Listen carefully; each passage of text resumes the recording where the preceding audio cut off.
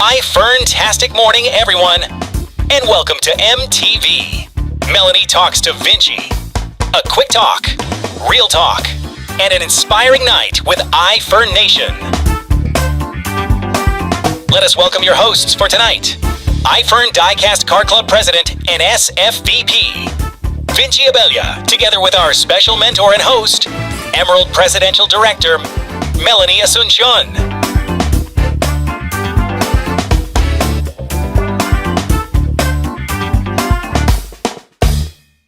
Wow, grabe. Good morning, good Apel, ang dami morning. For a Monday, di ba? For a Monday, palakpakan nyo naman Yes. yung sarili nyo. Thank you for coming, guys. Siyempre, bago tayo Apel, sit down. Pwede ba? Ayan. Anyway, bago tayo magsimula, guys, appreciate naman natin ang presence ng ating overall top 1 for 2025. No other than Up Melanie Asuncion. And of course, ang kanyang better half nasa likod.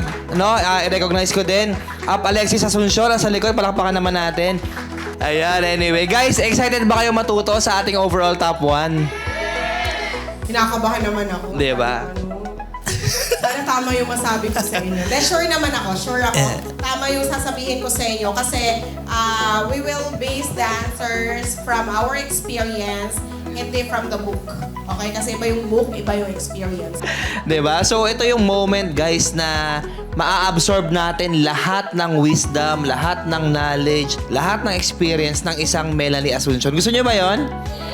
Diba? So, ang nakikita natin lagi, diba, yung success ni Upmel, achievements ni Upmel, income ni Upmel, yung mga nabibili niya na iFern system. Pero, syempre, it's not everyday, diba? Lalo na kung hindi mo naman siya ka-team, it's not everyday that you see or hear yung mga behind the scenes. Tama ba? Yung behind the scenes, yung challenge sa likod, no, the unseen hours.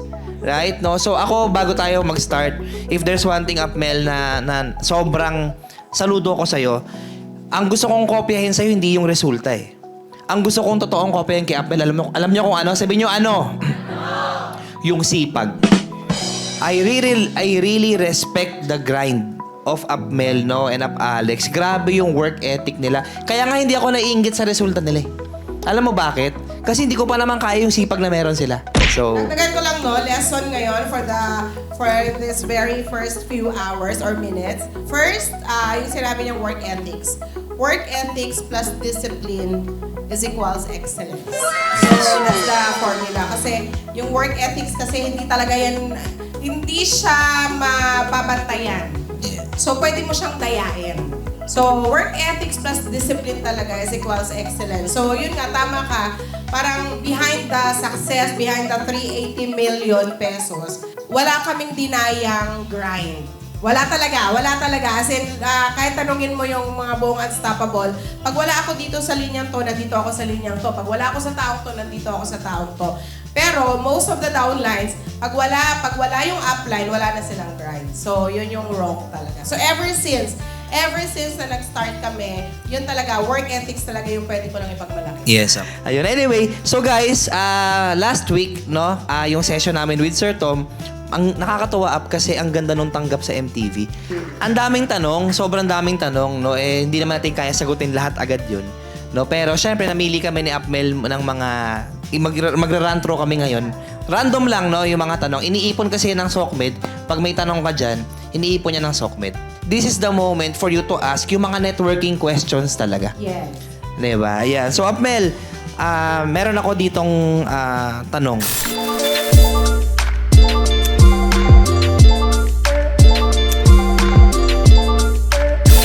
Nanay ako in a sense na nandyan ako, nananay ako. Pero, like for school, kasi yung iba, kadalasan pagka nanay, sila yung nagre-review sa anak, di ba?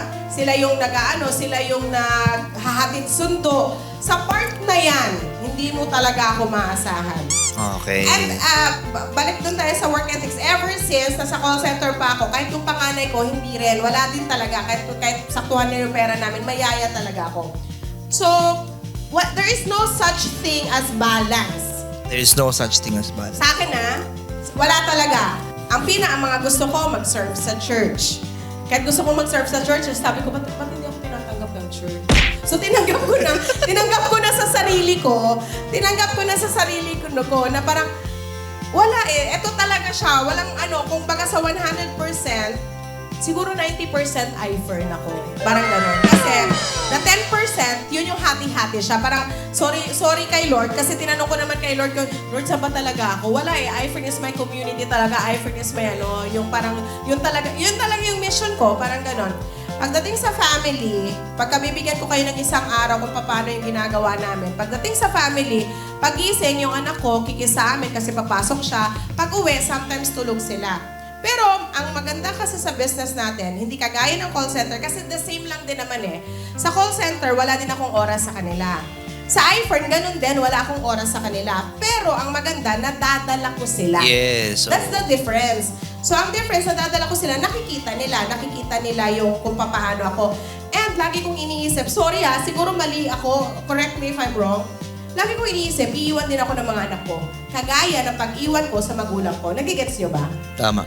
So, ibig sabihin, then give them yung life na kumbaga ayusin mo na yung buhay para sa kanila pag adult na sila, pag may pamilya na sila, Tama. pag nagkaanak na sila. Kasi iniisip ko na nanay ko tsaka tatay ko, iniwan ko rin naman, pero hindi ko sila napabayaan. So, yun. Pagdating sa as a parent, pagka quality time, bumabawi ako. Pero, ramdam ko naman, mahal ako ng mga anak ko. So, hindi kailangan 100% nandun, hindi kailangan maghatid sundo, hindi kailangan ikaw mag-prepare ng food. And then, pagdating naman sa network, paano ba? Ang question mo, pagdating sa network, How do you balance yung time mo sa network? yun. Sa mga, Pagdating siguro, ang tanong, sa siguro, leaders. sa linya, parang gano'n. Paano mag-handle siguro, Ito na, sa linya, kasi networking tayo. Sa linya, there was a time last year. Okay, dito na tapos na tayo dun sa mga parenting na yan. Ito na, networking na tayo. Sa linya, last year, yung medyo may challenge yung iFern. Hindi kasi kami nawawalan ng direct ni Alex. Okay, never kami nawalan ng direct. Siguro in a quarter meron talaga kaming direct. But last year, meron akong sinole. Sabi nga ni Soto, mali yung ginawa mo, dapat pinayin mo na lang sa iba. Sinole na pain kasi nagalit siya sa akin kasi new line ko yon, hindi ko maasikaso. Because kailangan kong balikan yung existing lines. So last year, di ba, medyo hindi na maganda yung natin ng iFern because of the migration and all.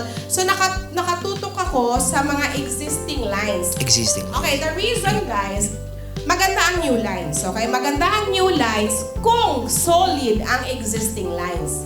Pero kung hindi solid ang existing lines at nakafocus ka sa new lines at maubos yung points mo or pagka nagkanta-malas-malas, ma-flash out ka, paglingon mo, wala na yung existing lines. Yes. So, magbibuild ka na naman. So, this year, medyo ayos na yung mga existing lines, magfo-focus ulit ako sa new lines. Okay? So, pagka SFVP sa amin, tinitreat na namin as Presidential Director. Wow. Kasi in preparation, What do you mean when you say I treat them as PD? kung paano tayo sa PD, may quota sila. Oh, okay. Pero yung quota nila, the way kami ni Alex na mag-motivate ng leaders, 50-50. Minsan may mga konti lang yung may pinapagalitan kami. But madalas, binubusog talaga namin ng mga promos. So ano ka ang love language mo sa downline is mga gifts ganyan, promo. Kailangan para sa akin. The reason why, hindi ko naman sila empleyado. Correct. So, lagi kong iniisip, paano ko sila sususian nang hindi sasama yung loob. Na para Yes, sa kanila. correct. Kasi in the first place, independent distributors naman. Correct. Ewan ko, may mga times na nagagalit talaga ako. Kaya ang sa amin, give and take lagi. Give and take. Pagka pinapamukha ko sa kanila na pagka kailangan nyo ng tulong, nandun kami. Pero pag kailangan namin ng suporta, wala kayo. So lagi give and take. Kasi sa buhay, give and take lang talaga. Tapos, mapapansin din naman nila yon pagka, for example, hindi sila nagsusupport sa mga activities and everything, nawawala din ako sa kanila. So give and take talaga, no? Alam mo yung sa goma, yung pull and Push and pull. Push and pull. Ganun ako. Nandyan, babaran ko kayo pagka okay kayo. Pero pag hindi kayo okay, aalis ako. Pero wala kayong maririnig. Nire-reserve ko yung peace ko. Ayaw ko na yung energy ko is mapunta na may sama ako ng loob sa kanya. Yes. Ayaw ko kasi sayang, my God, Correct. kakainin niya yung 100%. So, ang gagawin ko, nandoon ako sa grupo or nandoon ako sa person na gigil, full of gratitude, tapos may sariling palo. Ganda nun. Pero ito nangyayari. Okay, tututukan mo sila. Darating yung time, medyo, pagka okay na sila, medyo yung mayabang na akala nila, sila yon ang gumawa. Hindi nila alam na meron kang contribution doon. Ang ginagawa ko, umaalis ulit ako. Hinahayaan ko sila. Ngayon, pagka medyo shaky na yung grupo nila, babalik sila sa akin, na-appreciate nila yung presence. Galing. So, hindi ibig sabihin, hindi mo ini-inject, hindi ko ini-inject yung sarili ko sa kanila. Pag ayaw naman nila. Ayaw nila, my God, pag ayaw, dead man. Correct, Kasi correct. naranasan ko na talaga yon. Nung time, nung kasagsagan Check ko nga kung naka-unfollow si Apmel sa nung kasagsagan ng, kailan ba yun? Sabi ko, hala, yung 1 million, pwede palang bumaba, pwede palang mag 200,000. Pero, napa 1 million ko. Sabi ko, kaya pala. So, ngayon, ang laging sekreto na natutunan ko din talaga, ako ganito ang ginagawa ko paano magkaka-amor sa'yo yung tao kung hindi mo the same build rapport, kung hindi mo binubola, kung hindi mo binibigyan ng importansya, kung wala ka. So, ganun lang siya. Kung gusto mo siyang makuha, kaya ako magaling magbenta. Kung gusto mo siyang makuha, kahit sa upline mo, ganun ka rin dapat. Para ibubuhos niya lahat. Give and take. Yes, give and take talaga. Give and take. Give and take talaga siya. So kung ayaw naman, kung kunwari, may mga downlines kasi na may sama ng loob sa'yo. Yes. Diba? May mga ganun. Yes, yes. Alam ko Hindi naman maiwasan. yun. So ang ginagawa ko, di ba kung may sama ng loob ka, dito ako, hanggang sa mahil mo yung sama ng loob mo sa akin. Ito, best example. Best example. Meron kaming downline, nag-lay low. Okay. For how many years? Kasi ang dami-daming naririnig Negative. Na mga negative about sa amin, ganyan-ganyan. Tingnan mo tingnan nyo. Nag-lay low siya for siguro 1 year. Pag nagkita kami, nag-sorry siya, parang gano'n. Sabi ko, bakit? May sama ka pala ng loob, so hindi ko alam. May sama siya ng loob, hindi ko alam. Kami grind ng grind. So, sinong talo? Tapos bumalik siya, wala nang sama ng loob.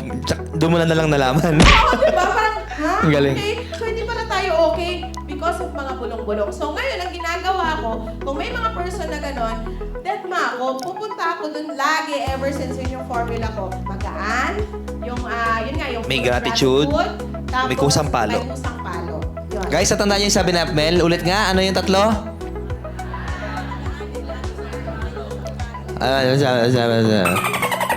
No, kidding aside, pero alam mo, parang dun pa lang, gold mine na natutunan natin. Sulit ba yung punta nyo? Kaya ako natututo din, di ba? Kasi, di ba, kahit na sabihin natin na babad ako sa networking, guys, results won't lie. Tama, ako lagi naniniwala na may ginagawa kasing tama si Apmel at si Ap Alex. The reason, kaya nasa kanila yung number 1 ngayon. Protect your peace. Protect your peace. So, ang natutunan ko dyan, di ba guys, protect your peace. Number 2, pag may issue yung downline sa'yo, huwag mo ipilit yung sarili mo. Hanap ka muna ng panibagong linya muna. And then, pag lumaki yung ulo, kalas ka lang ulit, no? Tutok lang ulit sa may gratitude. So, ano yan? Ikot-ikot lang yan, no? Kaya siguro lumaki yung grupo. Kasi, syempre, lahat yan may sama ng loob sa'yo. Ay, di kuha ka. I think yun. Oo. Yung reason. Parang wala akong time para magbabad Yes, sa mga may problema. Yes. Pero paano mo, kumbaga, how do you handle, ito wala sa tanong, no? Galing sa akin, no? Kunyari, ito, bago. Ito kasi marami rin bago yata, Ap, eh. So, ito, ako, downline, upline. May bago akong direct. No? Hindi pa level ng mga pang MDC. Kasi bago distributor. Tapos nakabunot din siya ng bago din. Kung ikaw, Up, ang tatanungin, paano mo, Ang bago dalawa. parang silang bago dalawa, paano mo ngayon hahandelin tong Bago. Yung bago? dalawang bago. Yes. Isang linya. Ano yung step by step for you, Up? Isang linya. Isang linya. Okay. Ewan ko kung narinig niyo na to. Wala din to sa libro na kusa ko tong na-formulate sa dami ng grupo na nakuha ko. Merong upline by genealogy and upline by maturity. Ulit, isa pa. Para Upline by genealogy and upline by maturity. So yung sinasabi mo, that is upline by genealogy. genealogy. Kasi parehas naman silang time na pumasok. Ano ang ituturo nung isa doon sa pangalawa? Yes. Wala naman. So, ibig sabihin, kung ikaw nag-direct niyan, yung may dalawa kang direct. Kasi upline by genealogy lang ito. Okay. Parehas silang walang alam. Okay. So ikaw ang magtuturo sa dalawa. The moment na magiging upline by maturity siya, pagka tawag doon, bumilis ito. Pero minsan may mga times na mas mabilis pa itong pangalawa. Yung downline. Ito masisisi, okay? Kaya hindi uso-uso yung bypass. Kasi itong dalawang to, sabay pumasok, anong ituturo ng isang to? So yun siya, para hindi ka ma-confuse, kung paano. Minsan nga, tatlo pa yan siya eh. Kasi Tatlong bago, no? minsan kung isang to, mabilis eh. So doon, for example, minsan 5 pa yan sabay-sabay. Doon sa 5, pumili ka ng mabilis. Gratitude. May gratitude, may kusang palo. Yan. Okay, Doon ka okay. napupuno. Galing. Palakpakan naman natin yun. Mga libreng wisdom. Mamaya na yung singilan, no? Mamaya paglabas sila. For example, ito nga yung bago. Di ba bago sila?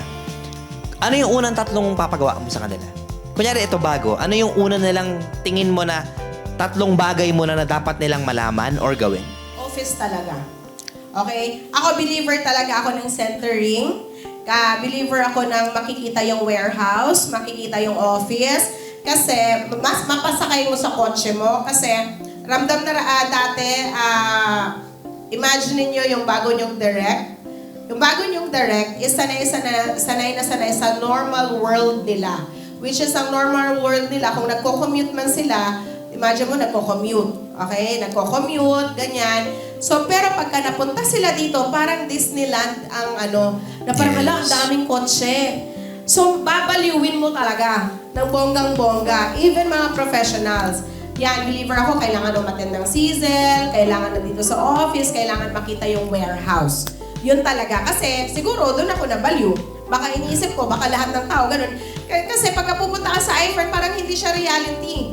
Diba? Imaginein mo, nagyegyera ngayon, nagtataasan ng oil. Pero hindi ramdam ng iFern. Yes. Diba? Pagka nandito ka sa building na to, para siyang secluded sa mga totoong nangyayari sa lipunan. Correct. So ngayon, pagka yung direct mo pumunta dito, parang manghang-mangha siya. Hala, may ganito palang mundo. Kikita yung kapal-kapal na pera, baliwan pa rin. Baliwan pa din. Kumbaga, tatanggalin mo siya sa existing world niya. For example, yung tao yun, 40 years old, 20 years na nagtrabaho, tatanggalin mo siya sa mundong yon at ipapakita mo na, hey, ito yung mundo. Ito yung pwede mong maging mundo. So, centering agad. No?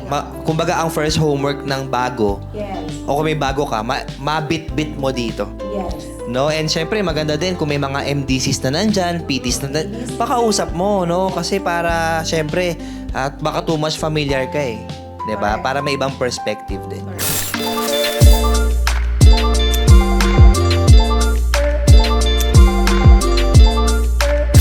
Okay. Sobrang ganda tawag doon, ng tanong mo. But to be honest, it applies sa mga bago. Okay? Pag leader ka na, medyo mahirap na kasi may kakadi ka eh.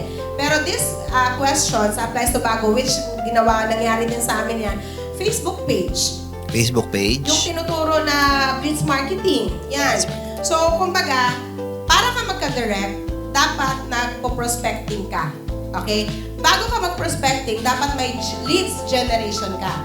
So, pag nag-prospect ka, ibig sabihin, sometimes may cold leads and warm leads. Tama? Warm leads, yun yung mga kakilala mo. Cold leads, yun yung hindi mo kakilala. Tinanong ko sa Google, di pa uso si ChatGPT dati, tinanong ko sa Google kung paano, how to become the best network marketer. Ang sabi, kailangan mo ma-master ang cold leads. Okay. So, ibig sabihin, yayaman ka sa cold leads.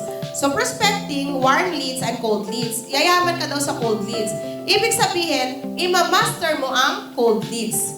Yes. So, ibig sabihin, leads generation, prospecting, yung prospecting, yun yung lalatagan mo, yun yung magiging leader. Ang nangyayari kasi, yung iba, prospecting na lang ng prospecting, walang leads generation, mauubos ka. Correct. So, kailangan alam mo paano mag-generate ng leads. Paano mag-generate ng leads? Yun nga, blitz marketing, ano pa yung mga ginagawa nating mga leads, Facebook page, mga, boothing, yan. Boothing. Ano pa. Yeah, So, correct. yun siya. So, dito, dapat sa leads generation, punong-puno ka ng activities. Yes. Okay? Busy ka dapat para marami kang ma-prospect, marami kang malalatagan. Correct. So for example, leader ka na, ipagawa mo sa tao yan. Yung, Yes. yung ganong eksena. Siguro ang dagdag ko din, no, yun yung purpose ng pagka nag-NDO si Upline, di ba, sa bago. Sabi niya, di ba, add 10%. Yes, yes. Di ba, every week or every month, dun sa prospect list na ginawa mo. Di ba? So, ako siguro mag-add din ako dyan, no. Ako ang ginagawa ko, naglalagay ako ng naglilist ako. Ito yung mga favorite market ko, OFW tsaka Seaman. Kasi may buying power yan eh. Lalo na mga Seaman, imagine nyo yung Seaman na kung gaano ka-powerful yung pera nila. Ang pera nila digital, tama? Isipin mo gaano ka-powerful ang ganong senaryo. Di ba pag nag-Gcash ka, nagpadala ka na 150, 200, 300, ramdam mo hindi? Di ba hindi? Kasi parang digital eh. Pero pag cash, di ba, kunyari, nagbayad ka na 1,000, parang ang hirap pakawalan eh. Kaya pag nakapag-close deal ka sa mga Seaman o OFW, kunyari, family package or premium business, hindi nila masyadong ma-psychological na, ay, naglabas ako ng perang malaki. Kasi ka digital nila sinesend. Kaya gustong-gusto ko yan po yung mga OFW tsaka Seaman. Kasi parang ang daling ilabas ng pera nang hindi nila maramdaman. Hindi nila masyadong Hindi na nahawakan physically. Hindi nila hawakan physically. So, focus ka dyan. May mga pera dyan sa OFW. Lalo na if you're starting up. Kasi if you're starting, what you're trying to do is you're building your credibility. 'Di ba? Kung ikaw ay bago ka, para respetuhin ka, 'di ba? May sinatawag tayo na 95-5. 'Di ba? So, maraming ibig sabihin yung 95-5 for me. Yung isang ibig sabihin ng 95-5, 95% ng prospect mo to see is to believe. 5% ang believe and you will see. So, gusto mo ma-convert yung 95%, kailangan makaresulta ka. 'Di ba? Pagka nagkaresulta ka, mabilis balikan yung 95%. Now, 5% for me is more than enough para magkaroon ka ng maganda-gandang resulta. Makuha mo yung top 5% ng totoong market mo. Sigurado ako, kaya mong balikan yung 95% na to see is to believe. And isa sa natutunan ko, sample, if you will rate yourself 1 to 5, kung 1 lowest, 5 highest, tingin mo anong rate mo sa buhay mo? 3? Ang common 3? O sige, sample 3. Tingnan mo to ha. Ito yung naging problema bakit nahihirapan mag-direct yung kadalasan ng mga tao. Knowing that you are on your number 3, tingin mo sa rate ng buhay mo ngayon. Yung iba, ang ginagawa, number 3 ka na eh. Ang nire-recruit mo yung number 2 saka number 1. Kaya ka nahihirapan. Diba? Kasi yung mga tao na minsan, yung wala talagang pera, wala ka na magagawa. Kung number 3 ka, kung gusto mong bumili sa resulta mo, mag-focus ka sa mga prospect na 4 and 5. Kasi, tama ba? Ang maganda kasi sa negosyo natin, pwede kang pumili. Diba? Not unlike kung magtatayo ka ng kapihan o ano, papasok sila sa'yo, wala ka naman choice kung sinong bibili. Pero sa iFern kasi ang maganda, you have the choice kung sino yung gusto mong maging downline mo, maging market mo. So kung alam mo na, parang ganito, hindi ko sinasabi na hindi ka marareject ng may pera. Tama? Kung mausap ka na walang pera, marareject ka. Kung mausap ka na may pera, marareject ka din. So both marareject ka. Ito na lang tanong. Saan mo gusto magpa-reject? Sa may pera o sa walang pera? Diba? At least yung may pera, yes or no lang, walang in-between. Alam mo maganda sa may pera? Kahit marami yung mga tanong or marami yung mga doubt at mga objection, kapag nasagot mo naman yung tanong up, grabe naman. Diba, tingin nyo ba yung mga corporate package sila Upmel, hindi challenging yung mga closing doon? Siyempre, the more na malaki yung nilabas, the more na maraming kailangan sagutin si Upmel. Pero dahil equip si Upmel, tapos may pera yung kausap, perfect. Ang may pera kasi, hindi mo mapapagalaw. Yes.